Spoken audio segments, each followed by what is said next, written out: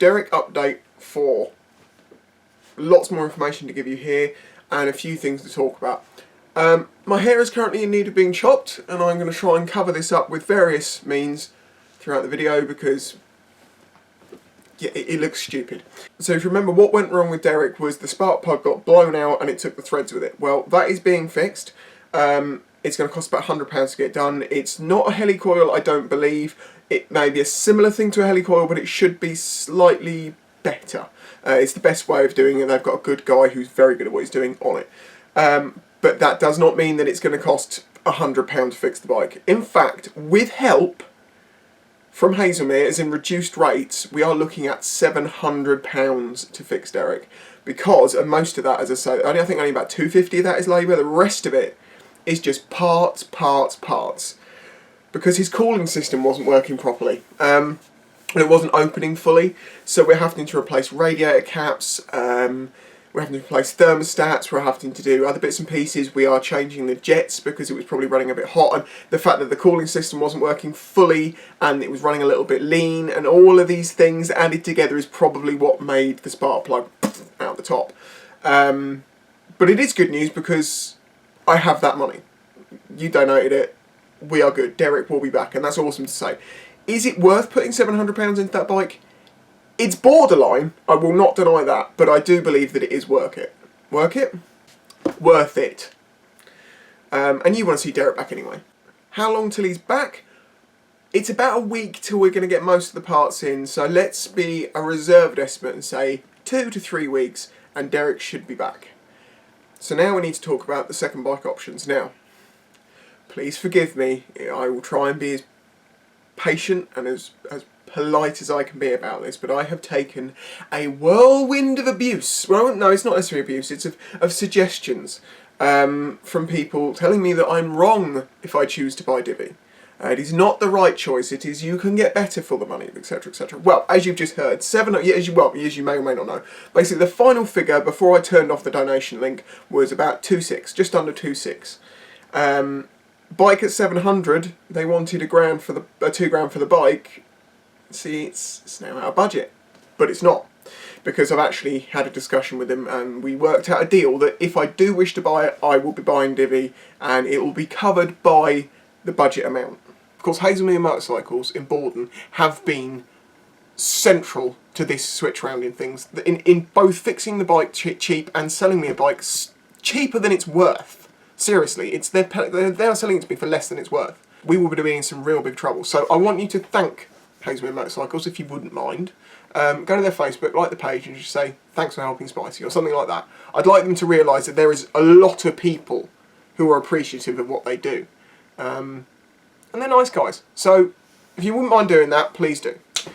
Now, this is where the issue is. You see, a lot of you have said to me, it's not the right bike, don't get it, get something else, etc, etc. Well, let's outline what I need out of a bike. And you'll understand. I mean, thankfully there are a few people who I've talked to them afterwards and they're like, no, I get it, and actually I do understand you now. Because from an outward perspective, you're like, no, don't get it, there's loads of bikes out there. But there's a few things that add to this. Okay, so the needs of the bike. Mileage, comfort, pretty much it. That's all it's going to do, that's what the bike's for. Do I enjoy riding Divi? Yeah, I do. It has grown on me a lot more since the clutch has been sorted out and since the tyres have been changed and you know, the oil's been changed. Lots and lots of things since the summer have made it a much more enjoyable bike to ride. And in the past couple of weeks that I've had it, I've actually enjoyed riding it. So people saying, oh, don't get a bike you don't want. I actually do want Divi because I sit there riding along and I'm like, I'm so comfy. Never have I felt so comfy on a bike. There are still other bikes out there available for, well, remember the budget has now been reduced. We're no longer looking at £2,000, we're now looking at more like 1.8. People said you can get better, try this, try that, try this. You know, they're not reading each other's comments, they're just throwing stuff at me. And a lot of them didn't work. So I made another video explaining everything that was going on and tried to say it more clearly. And again, had everyone saying I was doing it wrong. So then on Facebook I said, okay then, you all know better, send me links. Send me links to bikes around the UK, which are, you know, 1,500 to 2k, good condition, good for what I need. Most of the bikes I was sent were 1996 to 1999, Divi is 2010. Most of these bikes had 30,000 odd miles on them. Divi's got a 37, admittedly, but they are a 37,000 honest miles. The background of Divi, she was owned by a guy who had multiple bikes, sold it to Hazelmere, and it sat there for a while being used, maintained by them, and I've done over 1,000 miles on it in the past year. That's another thing. I have test rode this bike to the point that I know this bike. I am not going to get that with anything else. There is a reassurance, a peace of mind, some happiness there that comes from knowing it will not blow up on me. That's the thing. I just need a bike that will do the miles. That I do enjoy riding, though I think, well, I'm going to get into that, I think some changes can be made. But the point is, and throw cheap insurance on it because it's half the cost of the ZX9R. Half. Even though it is 11 years newer and had slightly more miles on it. Half. Plus, being a 6 not a 9, it brings the cost of the tax down as well. Which means that the costs of the bike, MOT, it's a good solid bike, it shouldn't need any work, and if it does it should be easy and cheap and blah blah blah. Tax, it's half of what the ZX9 would be because it's a 600. Well, not quite half, but pretty much half. And insurance, it's dirt cheap. It's cheaper than my DRZ is to insure. And next year, when I do the multi-bike policy, blah, blah, blah, it'll get even cheaper. So it looks like next year I could be paying the same amount of insurance for both bikes. Fully comp, all the legal cover, blah, blah. So as I say, I asked people on Facebook to send me links. I looked through them, honestly. There was a couple of good ones in there, Thundercats and stuff. But again, age, it was older. Mileage, similar.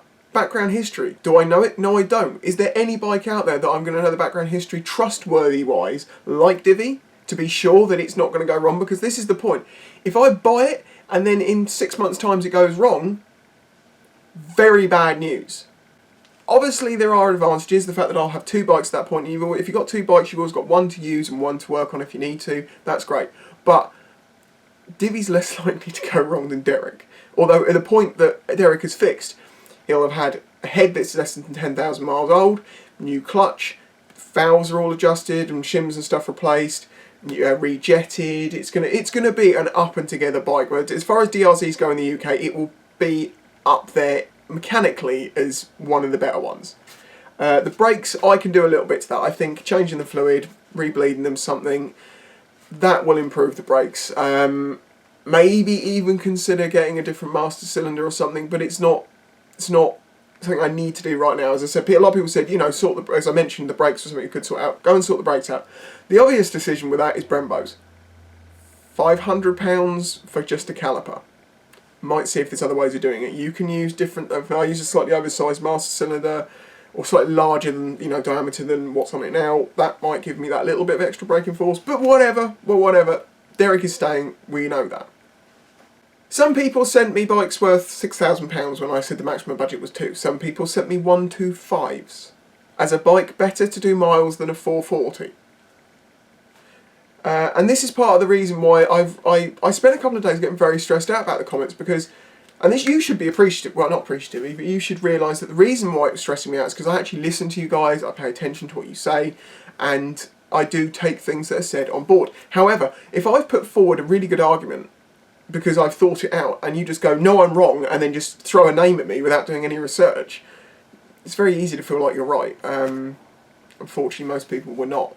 A lot of people aren't taking into consideration, as I say, the age, the mileage, the trustworthiness of it, what it needs to do, the comfort with the fact that I am 6'4". Even though I test rode the ZX9R, I had people suggesting that bike to me, going, this is the perfect bike for you, and I'm like, well, you're obviously not watching the video, so you can't make an informed decision on all the information that's come so far. Because you would know that I test rode it and found that it's a good bike, but I'm very tall, and it was not something I'd want to sit on for more than an hour or so before being able to stand up properly. I mean, I couldn't, normally on those lent over bikes, you can normally one-hand it, stand up straight for a minute, just cruising along, your back sort of sorts itself out and you get back to it. Not on that bike, couldn't even sit up straight. I could half lean on the tank, that helped a bit, but then you get the hint, the bike's not right. So as I say, if you want to leave a comment saying, no, you're getting the wrong bike, don't buy Divi, don't do that. Just hold on a second, because you have to take into considerations realistic, real world, real life considerations, not just that'll be more exciting. Yes, I know there are bikes, I could go out there and I could spend £1,000 on something that would be super loud, super exciting, super blah blah blah, and in 2 months' time it blows up. And frankly, that's no good for me, or you, or anyone, because it's going to blow up and it's a waste of money. I felt like, because of the donations, I have to make a sensible decision that's going to use the money well. The money's going to fix Derek, and the rest of the money is going to buy a bike.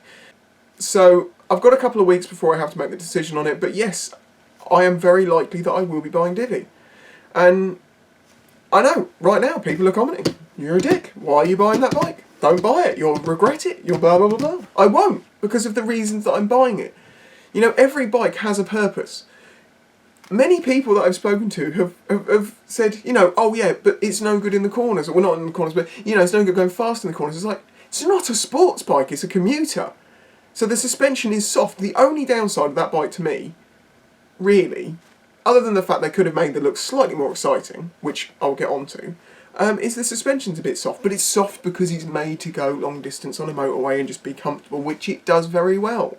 When I last rode it in a country road in decent weather, with anger, to try and go quickly, and I didn't like it, it had square tyres, an under-lubed clutch, and and the chain was a bit old as well. Since the new tyres, clutch and everything on it, feels so much better.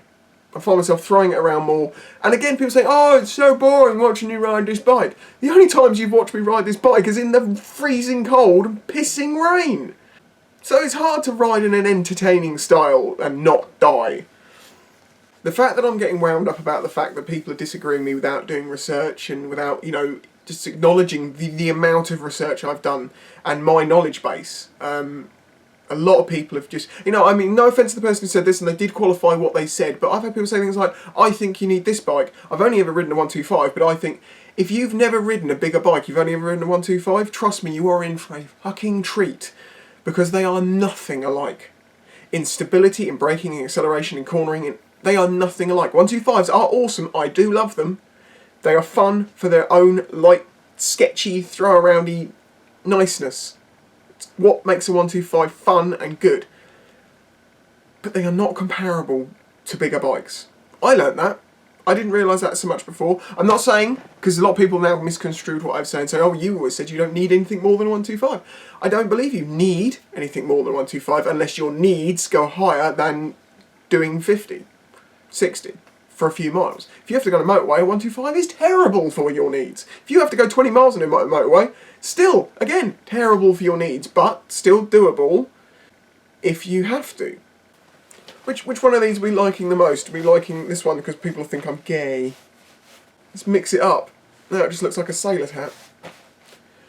So, yes, that is the update. You understand what's going on with Derek. So I'm preparing you for the fact that I may very well be buying Divi. I know, you might still not like her, but remember the fact that A, I still have Derek for fun. B, Divi allows me to do things like go to London, I want to explore up there, do all the, just get around the country a bit more, going places, it's not a concern, I can do it. See, that is what Divi's so good at, and that's what we need on the channel, not a bike that's wah da da, although I will get to that again. And then in 2017, I don't know how many more bikes you're going to see me on. So, you know, look at 2016, I did 26 bike reviews. There came a time that I did like 5 videos in a row and none of them were on my bike, and then I did another 4 videos in a row and none of those were on my bike. My bikes I do use in videos mostly over the winter. During the summer, a lot of it is reviews. Well, it was last year and it's probably going to be that way this year. I'm going to be a little bit more selective with the bikes that I try out, although given that it's Euro 4 2017, there's going to be so many bikes to try, I'm going to have my hands more than full. There will be more than I can possibly do. So, you might not like Divi. I understand it, but accept her as a means to an end. Sorry, I'm tired. My head is being squeezed by this. So, oh god, this is worse. She goes some Jake style, crazy hair. So yes, if you can't love her, accept her if I choose to buy her. And just know that it's been bought because it is the best thing to do overall. May have some weaknesses, but I think it has strengths. Also, if I do buy it, I challenge you. I am currently, well, I've already started talking to some companies to see if they will work with me on it, which I think they probably, some of them will. But I will be doing a few changes to that bike over the course of some time. Hopefully, I mean, if I can get everyone to be like, yeah, and send me the parts, I can do it in one video. But no, I won't. I have to do it product by product because they will be donated for a review. Honest review, obviously, the way I always do things. And I truly believe that I will be able to make you change your mind on the divvy. The exhaust is number one. Let's face it, if that bike howled and snarled like it does with a aftermarket exhaust on it, people wouldn't be nearly as against it. You know that's true. People love to they don't care. If it sounds good, it's fine. And that is one of the plans. Yet I have other plans for it. Bits and pieces that will really change the look of the bike. And I think taking what everyone has been like, no, no, and proving that it's a good thing with a few changes, sounds very much like what my channel has done the whole time it's been running. My first bike, a Pulse Adrenaline 125. I took stick for years about a stupid Chinese rubbish bike, piece of crap, want to throw it in the bin, it's rust, blah blah blah. Then I bought a Sinis. You bought another stupid Chinese piece of shit. Well actually they're not bad, the last one seemed to be okay. That ended. Then I got Derek, and a lot of people were like, why didn't you get a sports bike? You're wrong, you're wrong.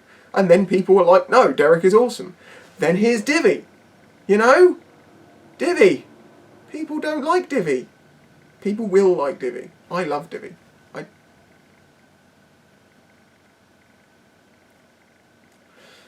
Yes, I will admit, for its underdoggishness and for its comfort and for the fact that it's Divvy. For Christ's sake, it's Divvy. I do like that bike. I enjoy riding it. It does the job well. It's got a personality. It's good. You might not feel it, but I've ridden it. I know it. It's the underdog thing. It's very good. Sorry, I may have been slightly all over the place with this. I'm an overthinker, okay? So that's part of the reason why I've been so stressed out about people questioning, like, because they will literally go, Divvy, ugly, ZX9R looks nicer. Get the ZX9R. That may be as far as their sort of thoughts go. Mine are like trees branching off into different categories and subcategories, and I do this in my head and I can't stop myself doing it. I overthink stuff. But up to now, it has helped me from making big mistakes, and also for making the right decisions at the right time that are right for me overall, and kind of circumvent my heart slightly towards my head. I have Derek, the massively impractical DRZ400 SM. And then I can have Divvy, the massively practical bike. That is a good mix. Massively unpractical and massively practical. What's the point of having an impractical, comfy, does fun for the slow roads, and then like get a bike that's fast and sporty and blah blah blah blah, but when I actually try and use it for what I need it for, which is maybe doing 200 miles on the motorway or something, I'm going to want to kill myself because it's going to just be so uncomfortable. What is interesting on note is the XJ6 diversion in the UK is sold fully fed in America as the FZ6R, which is brilliant because in America they mod the hell out of stuff, so mods are easy to find. A lot of them will cross over between bikes. There is a varying difference, but I think everything else is kind of the same, which is awesome. But the thing I noticed in America is that, yeah, people accept that it's a cheaper bike, but they don't hate on it nearly as much as they do in the UK. Maybe that's just because it's a sports bike looking bike, more sporty looking maybe. It does have the slight edge on the looks that over R1. Maybe it's because it's used to go in straight lines mostly in America. I'm not saying you don't have corners there, you do in places, but on average, we've watched American vloggers, a lot of it is in a straight line, or relatively straight line. You're not doing this, like in England. I've even read write-ups from people who were in the past very much against them, and they're like, hang on, let's remove our prejudice. Let's remove this and start thinking about it afresh. Make a couple of light changes, and you find yourself with an awesome bike which is super reliable and comfortable and all of these things. So Derek is being fixed 1 or 2 weeks before his return. When he is fixed, I'm going to make the final decision, which means I'm still giving it a couple of weeks. I realise this is a slightly longer sat down video than I was planning, but I've got something else to show you, hang on. Thought I'd lost me feather then. Right, Spicy110, that dick, he is now an award-winning motor vlogger. Now where are we? As you can see here, is an award. Can you read this? There it is. Spicy110, top YouTube 2016 from Lexmoto. And Spicy110, top Instagrammer of 2016 from Lexmoto.